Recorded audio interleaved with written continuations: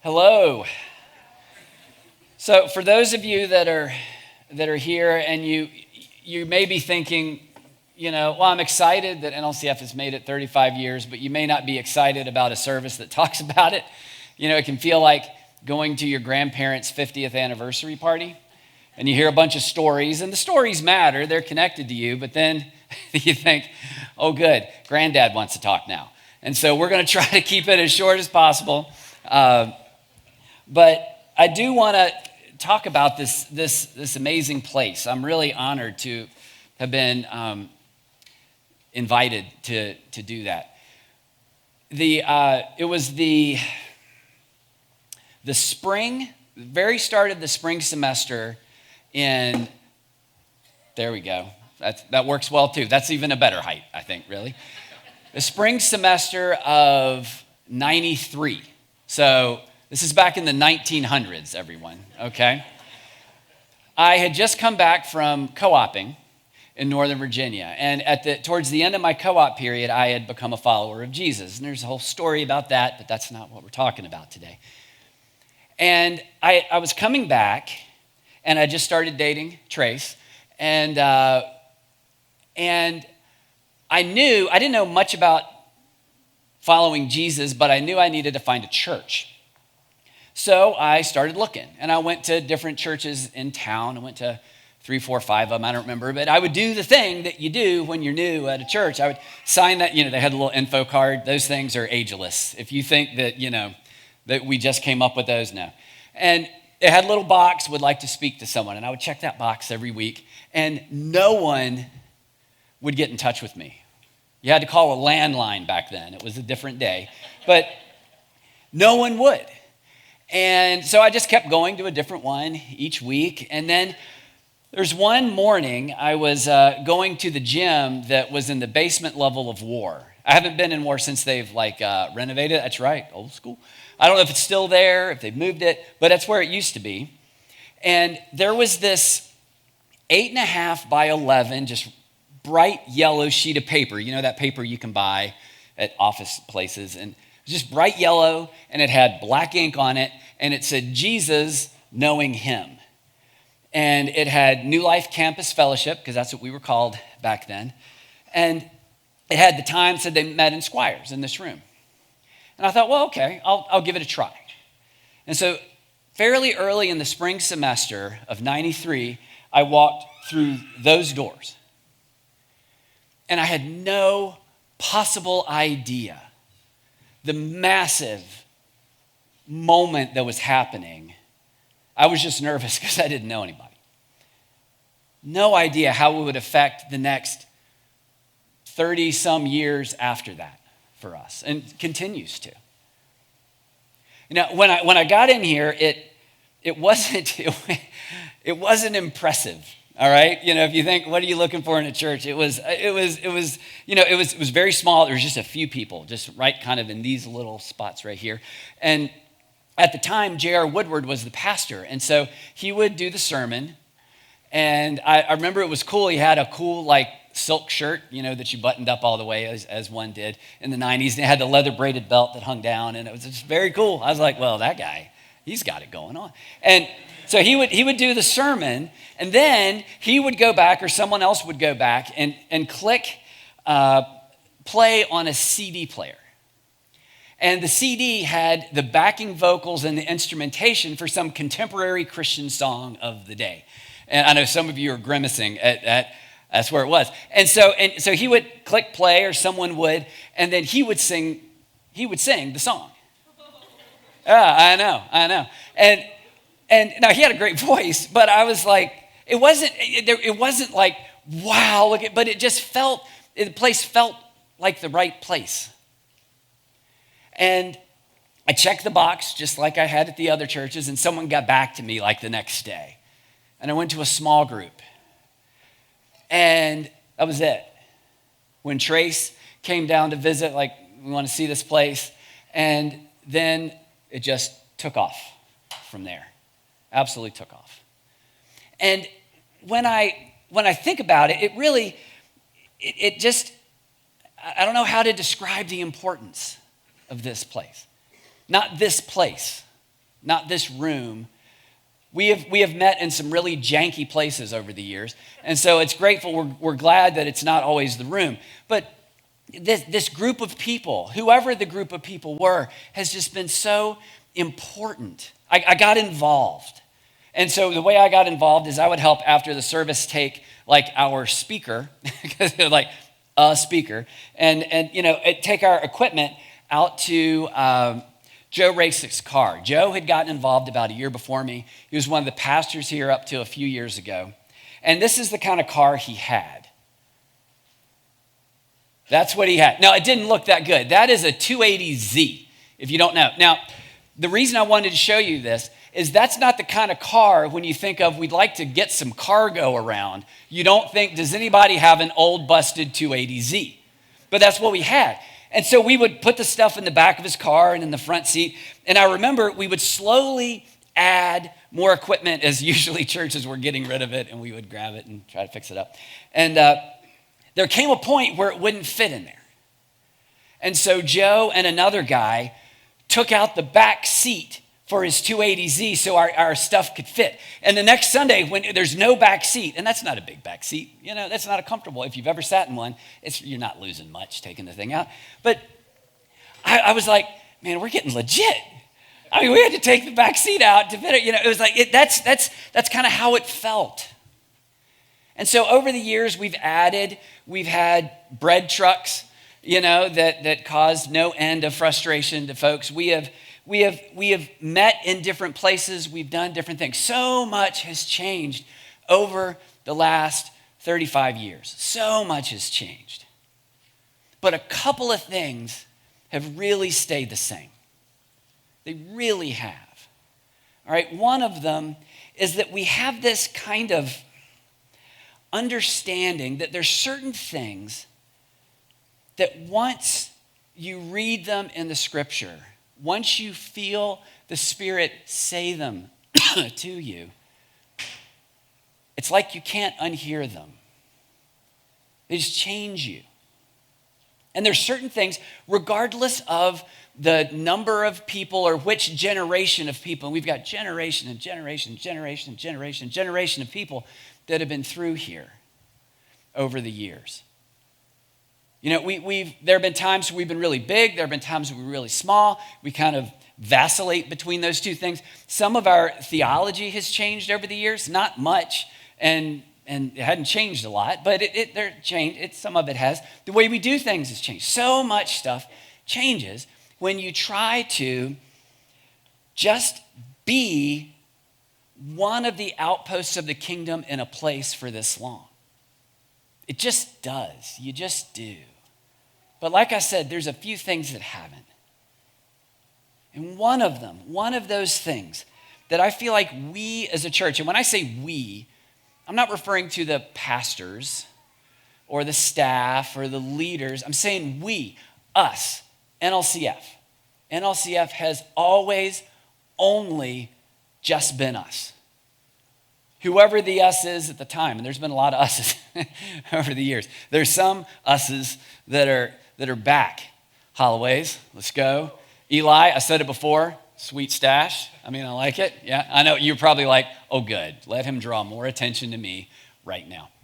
But, there's so many people. I see the Changs back there. I mean, there's just so many people that have been a part of this place. You heard from Jeremy a few minutes ago. You're going to hear from someone else in just a little bit. But one of those things that has stayed the same is we have this understanding of just something that Jesus said that probably only took him about 30 seconds to say, but it changes literally everything. He said it when he was giving the Sermon on the Mount. We have it in Matthew. And this was fairly early in his ministry, and so he would have had a group of Jews that were following him. They really couldn't figure out at this point what to make of him. He was weird. He said strange things, but they were drawn to him. And here's what he said. He looked at this group of people and he said, "You are the light of the world." Now that phrase, you are the light of the world, is a phrase they would have all heard before. It was kind of invented, if you will, as a phrase by the Greeks back when they kind of controlled that part of the world. And then their empire rose and fell, and then Rome kind of took over. And as theirs rose, they took that phrase from the Greeks and they said, we are the light of the world. So the Jews would have heard that phrase, but it would have been exceedingly clear that they were not being talked about when that phrase was said. That phrase was about Rome. That phrase was about power. And Jesus takes that phrase and he says, no, that's all wrong. You actually are the light of the world. A city on a hill can't be hidden. No one takes a lamp and puts it under a basket. Instead, they put it in a stand where it can bring light to the entire house. And in the same way, let your good deeds shine out for everyone to see, so that everyone can praise your Father in heaven.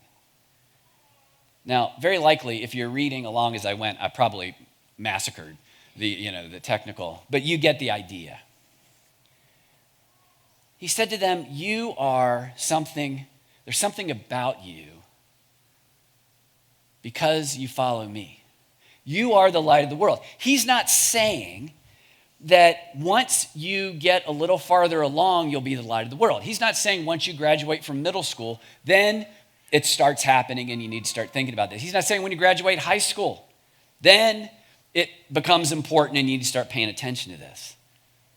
Not once you pick a major, graduate college, get a job, get married, whatever it is that's next. Not once you sin 15% less, or you're 6 months more mature than you are right now. He's not saying that. He looked at those people that were poor, had no power, and he looked at them and he said, you are the light of the world. That is a statement of identity. And then he goes on. He says, a city on a hill cannot be hidden. That's just a reality, right? If you put a city on top of a hill, what you will find is they're exceedingly difficult to hide. That's just the way it is. But then he says, so there's a part of this, it's just the way it is. You're the light of the world, it's who you are. But then there's a part of it that we participate in, because then he says, in the same way that you wouldn't take a lamp and put it under a basket, I want you to not put your life under a basket. There is something that you have that people need.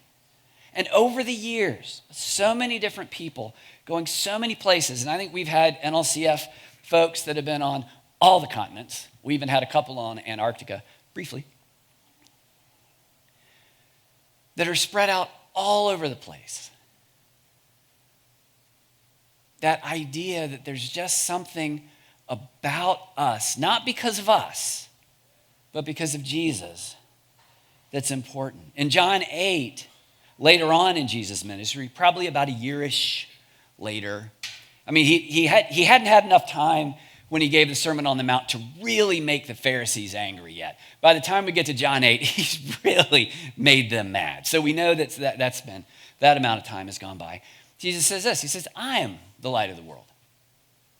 If you follow me, you'll never walk in darkness. So what Jesus is saying is, I am the true light, and because you follow me, you then become it too. And so look at how I live. Look at what I do. Look at my behaviors. When someone makes me angry, look at what I do. When someone needs help, look at what I do. When someone needs to be forgiven, look at what I do.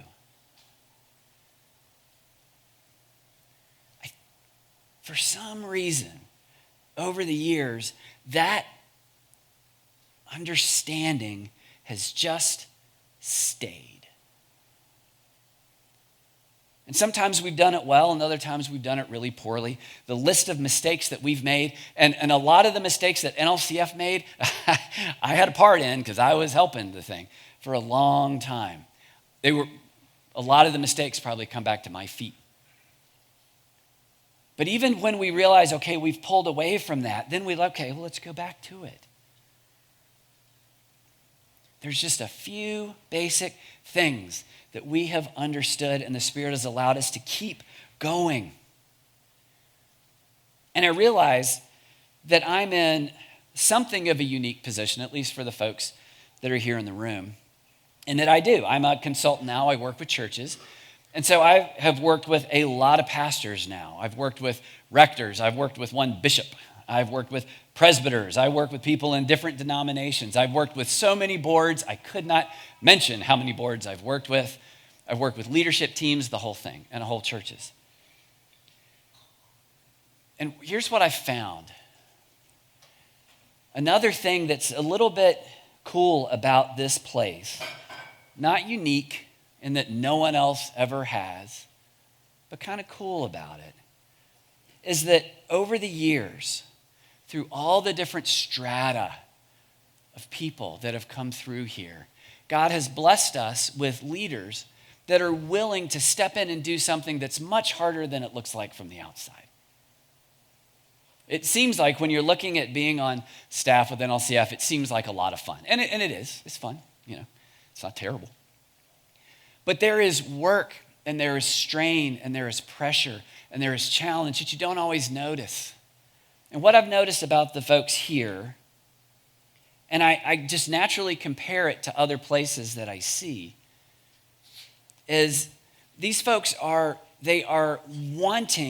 genuinely wanting the Spirit to use them. Now again, I am not in any way saying that no other church does. That's how you start cults. And we're not trying to start a cult today. That's not part of what this is. I'm not suggesting that no one else does. I'm suggesting that in my experience working with churches now for a while and working with a whole bunch of them, it's more rare than you might think it is. God has blessed us with leaders and pastors that are willing to serve and do things that are not always easy and not always convenient, but do it with joy and faith and discipline. And then the last thing that I think is kind of cool about NLCF, and I think this is going to sound really self-serving, but it's not. It's y'all. The people of NLCF. The people that have come. Whether it was back when we were starting and, we had to find someone that we had an overhead projector that was right there. And, we had transparencies. If you don't know what those are, just Google it and you'll be able to see what a transparency is. So that we could have worship lyrics. We were looking for people that would do that. This church has been such a place in Trace's and my life. She literally started having contractions with 2 of our children in this room. There were no other kids when that started. And so someone would offer, well, let me watch Noah, which at the time children's ministry meant someone would just let him run outside of Squire so that she and I could sit in here together for a little bit. It's gotten much more evolved now, I can assure you. NLCF has just been a place where people will say, here's what I've got. Here's what I can do. Here's how I'm gifted. Here's where I feel like I probably need to grow. I feel like I probably need to learn. I feel like the Lord's not finished with me yet, but here's what I can offer. And we just take that. Every year, it's a different group of people, a different group of gifts. And we take it and we pile it in front of the Lord and say, okay, what do you want us to do with this? And it's been a place where people are willing to do that. And again, I'm not saying that NLCF is the only place where people are willing to use their gifts. It's not true. What I'm saying, having looked at a lot of churches by this point, it's not as common as you would think. I think the thing that makes NLCF so important to me, and now as I stepped off the pastor and staff team and kind of back to where I started, I'm a member, is that we've remembered a couple of things, and we have about the nature of what life is with Christ. And we have been blessed with leaders that do not do things perfectly. We didn't when I was here. They don't do it now, and they didn't do it before I came along. That's not the point. You never have a group of leaders that do things perfectly, but they're willing to acknowledge when they don't. And we got a group of people. Y'all don't walk with God perfectly either, so don't judge them too hard because y'all are messed up too. But we're willing to stay together as we're being messed up and see what the Spirit might do and see how he wants us to be this light of the world. I think that the Spirit is just as excited about the church today as he was right when the thing started. I think he's got things that he wants to see us do. I do not think all the cool stories have been told yet. And I think he wants to use this place. Now, we do another 35-year lap. I don't know if I'll be here for that one. But I think he's not done remotely with NLCF here. And I'm excited to see what it is. And that in the bottom of that 8.5 by 11 bright yellow sheet of paper that had that, very compelling thing, Jesus, knowing him. And then here's when we meet. The very bottom, it had our first slogan of NLCF. And it was livin', not living, livin', apostrophe, because we were cool back then. We don't use all the letters. Livin' like heaven is a real place. And it had a cool publisher clip art guy. And again, if you don't know what that is, look it up too. He was praying, and living like heaven is a real place. And that we don't want to just focus on heaven because God has life for us here, but there's something very cool about just saying that. We know that there is something going on. We know there's more going on here than we see with our physical eyes. We know that what Jesus said about us, even when we don't feel it, when I don't feel like I am a light of the world through the power of Jesus in me, that is still true of me. When I haven't been living into it, I can turn back. And when I think, God, you've got to be tired of me turning back, I can see that he said, no, I don't really get tired of that stuff. Just come on back. I think that bright yellow sheet of paper that was taped to the wall right outside the gym was a part of everything changing for me and my family. And I wonder for people that are here in this room, if there's something like that. Now, maybe you're not committing to the next 35 years. We won't ask you to contractually obligate yourself to that. But I wonder if there are people in this room that he's preparing them for something that they wouldn't believe if they heard it.